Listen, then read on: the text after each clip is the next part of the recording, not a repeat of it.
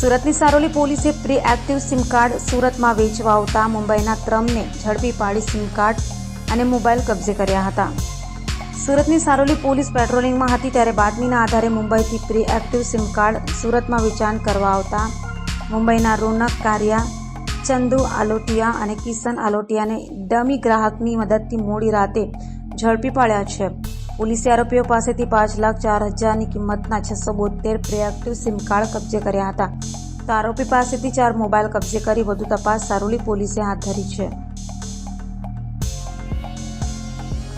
સુરત શહેરના સારોલી પોલીસ સ્ટેશનમાં ફરજ બજાવતા બે પોલીસ કર્મચારીઓ યશપાલસિંહ અને પ્રતાપસિંહ આ બંનેની ઇન્ફોર્મેશન મળી હતી કે મુંબઈથી કેટલાક વ્યક્તિઓ પ્રી એક્ટિવેટેડ સિમ કાર્ડ વેચવા માટેનું આયોજન કરી રહ્યા છે. તે માટે તેઓ એક ડમી ગ્રાહક ઉભો કરી અને પછી આ મુજબનું એક આયોજન કર્યું હતું કે જેમાં આ પ્રી એક્ટિવ સિમ કાર્ડ વેચવા માટે લોકો મુંબઈથી આવનાર હતા.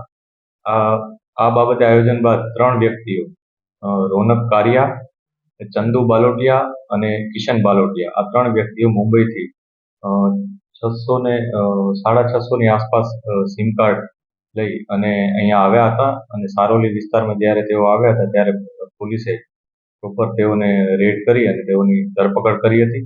ત્યારબાદ નામદાર કોર્ટમાં રજૂ કરી અને ફર્ધર પોલીસ કસ્ટડી પણ મેળવી હતી.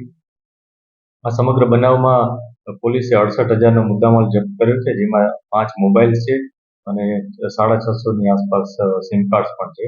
અને આ બનાવમાં અન્ય 2 વ્યક્તિઓ મુકેશ ધોલપુરિયા અને ભગવાન ગુસાઈવાર આ 2 વ્યક્તિઓ હજી પોલીસ ગિરફ્તની બહાર છે. પોલીસ એને ધરપકડના પ્રયાસ ચાલુ કરી દીધા છે અને બીજા જે એવિડન્સીસ મળે છે તે મુજબ અમે આગળની કાર્યવાહી કરી રહ્યા છીએ.